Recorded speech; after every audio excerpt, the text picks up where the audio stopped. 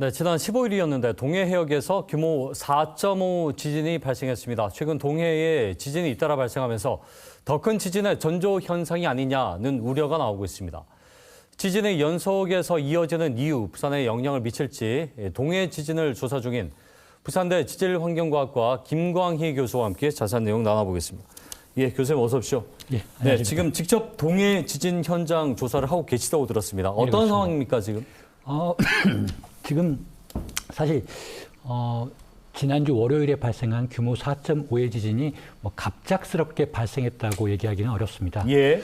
지난달 4월 23일부터 규모 1.7의 지진을 시작으로 최근까지 꾸준히 지진이 발생하고 있고요. 네. 이렇게 지진이 많이 발생한다는 것은 해저에 지진을 일으킬 수 있는 구조가 있다. 다시 말하면 단층이 움직일 가능성이 있다라는 것들을 우리가 의심할 수 있고요. 예. 그래서 이런 의심을 하고 작년 8월에 여름에 해저 지진계를 이곳에 설치를 해서 작은 지진들이 그리고 큰 지진들이 어떻게 발생하는지 어떤 단층들이 해저에 있는지를 조사하기 하는 작업들을 지금 꾸준히 수행을 하고 있고요. 예. 사실 저희들은 그 지진이 발생하기 하루 전인 월요일, 일요일부터 해저에 동해에 가서 그동안 기록된 자료들을 수집하는 이런 작업들을 하고 있었습니다. 그렇군요. 지금 4월 23일 1.7을 시작으로 좀 며칠 단위로 2, 3대를 오가면서 지진이 계속 발생을 했단 말이죠. 그러면 그 최초 발생 전에 이미 어느 정도는 좀 지진의 우려가 좀 있었다고 봐야 되는 거죠? 그렇죠. 예. 사실 이 해역에서는 이제 갑작스럽게 지진이 발생했다 이렇게 우리가 느끼고 있지만 같은 해역에서 그 해역에서 1996년도에는 규모 4.2의 지진, 그리고 2019년도에는 규모 4.3의 지진, 그리고 지난주 5월 15일에는 규모 4.5의 지진이 발생해서 이 해역에서는 그 이전에도 지진이 발생했었고 최근에도 지진이 발생하고 있기 때문에 앞으로도 이 해역에서는 크고 작은 지진이 꾸준히 발생할 것이다라고 의심을 해야 됩니다. 그러면 지금 최근에 발생했던 이 연속한 지진들이 모두 연관성이 있는 것이다 이렇게 단정할 수 있는 겁니까?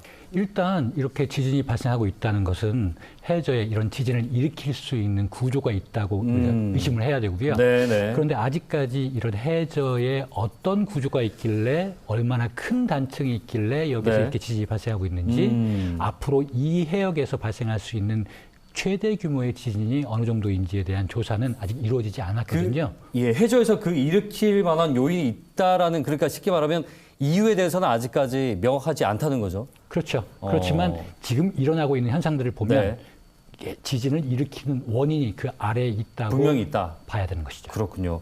지금 가장 걱정이 되는 것이요. 일단은 동해 쪽에서 주로 발생을 했는데 예전에 이제 경주 쪽이었죠. 크게 지진이 났을 때 지진에 대한 두려움이 분명히 우리나라에도 있습니다. 더 큰 지진은 오지 않을까 하는 우려거든요. 어떻게 좀 보십니까? 사실 어떤 전문가한테 이런 질문을 하셔도 지금 발생하고 있는 지진 현황만 가지고 앞으로 지진이 발생할 가능성이 있는지 없는지를 대답하기는 쉽지 않습니다. 그렇지만 우리가 과거에 어떤 지진을 경험했었는지를 바탕으로 앞으로 우리가 어떤 지진을 경험할지 예측할 수가 있고요. 과거에 우리가 경험했던 지진들, 최근에 우리가 경험한 지진들은 규모가 5.8, 5.4 정도 되는 지진이었지만 그것보다 조금 더 과거로 올라가면 우리나라에서도 규모 6.8 정도의 지진을 경험한 적이 있거든요. 그래서 우리가 최소한 그 정도의 지진들은 지금 당장 발생하지는 않겠지만 앞으로 언제든지 발생할 수 있다라고 생각하고 대비를 해야 될 것 같습니다. 그렇다면 결코 우리나라가 지진 안전지대다라고 할 수는 없는 거네요? 그렇죠. 우리가 최근에도 지진을 경험한 바가 있고 피해를 경험한 바가 있기 때문에.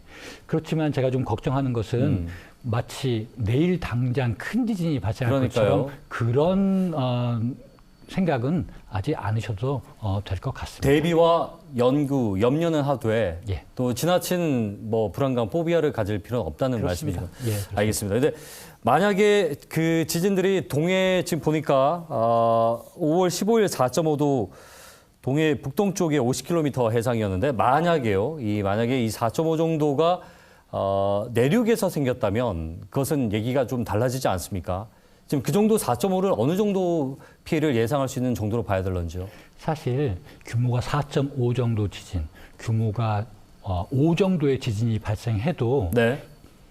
일반적으로는 전 세계적으로 봤을 때는 큰 피해가 발생하지 않는 것이 보통입니다. 아, 그렇군요. 그렇지만 예. 우리나라에서는 규모 5.8의 지진, 5.4의 지진이 발생했을 때 아주 큰 피해가 있었거든요. 그렇죠. 이게 뭘 의미하냐면 우리가 그만큼 지진에 대해서 대비가 안 돼 있다는 것을 의미하는 겁니다.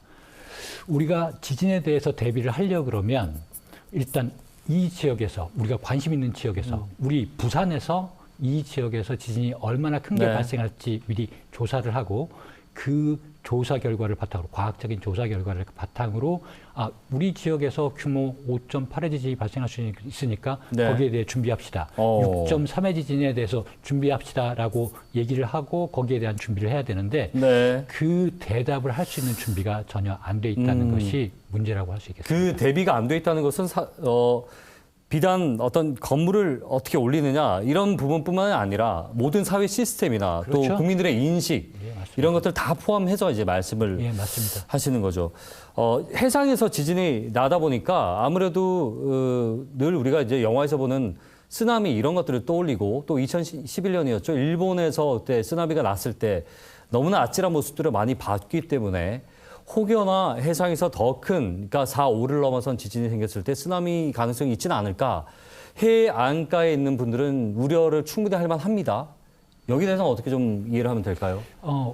지금 방금 말씀하신 게 기후는 아닙니다. 네. 물론 규모 4.5의 지진, 규모 5.8의 지진으로 지진 해일이 발생하고 쓰나미가 발생해서 피해가 발생할 가능성은 거의 없습니다. 예. 그렇지만 우리나라에서도 과거에 규모가 큰 지진이 발생해서 우리나라 해안가에서 발생한 지진 때문에 지진 해일이 발생하고 그로 인한 피해가 발생했었다는 네. 기록이 남아있기도 합니다. 예. 실제로 지금 우리가 경험하고 있는 규모 4.5 지진이 발생한 이 해역에서 과거에 1681년에 지진이 발생해서 지진 해일이 일어나서 실제로 그 기록이 있군요. 그 기록이 있습니다. 바닷물이 왔다 갔다 예. 했다는 기록이 있기도 합니다. 우리나라에서는 한 2번 정도 이런 기록이 있는데 네. 한 번은 지금 조금 전에 말씀드렸다시피 규모 4.5 지진이 발생한 그 해역이라고 생각이 됩니다. 비슷한 지역이군요. 같은 지역이라고. 그렇기 때문에 우리가 이걸 절대 그냥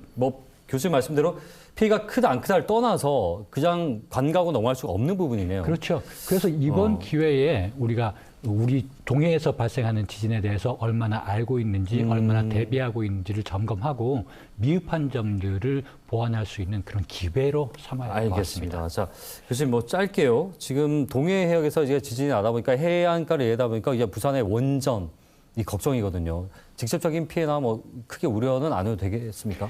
제가 조금 전에 말씀드리기를 우리나라 역사 기록을 보면 지진 해일 기록이 2번 정도 있었던 것 같다라고 말씀드렸고 한 번은 지금 우리가 경험하고 있는 동해 앞바다고요. 다른 한 번은 울산 앞바다에서 지진이 발생해서 지진 해일이 발생하고 액상화 같은 현상이 있었다는 기록이 있습니다. 이런 걸 보면 지금 우리가 살고 있는 부산, 울산 요 지역에 있는 원전들에 대한 대비도 다시 한번 해야 되는 그런 기회로 삼아야 되겠다라고 생각하고 있습니다. 교수님은 지금 저희가 이 자리에 모신 것은 괜찮다 아니다를 판단해달라가 아니라 현재 지진 상황이 어떨지에 대해서 우리 국민들이 정확히 직시를 하고 우리 사회 시스템도 그에 맞춰서 유연하게 변화를 해야 된다라는 부분을 일깨워주기 위한 거 아니겠습니까? 그렇습니다. 말씀 여기까지 듣겠습니다. 오늘 고맙습니다. 예, 고맙습니다. 네, 부산대 김광희 교수와 함께 얘기 나눠봤습니다.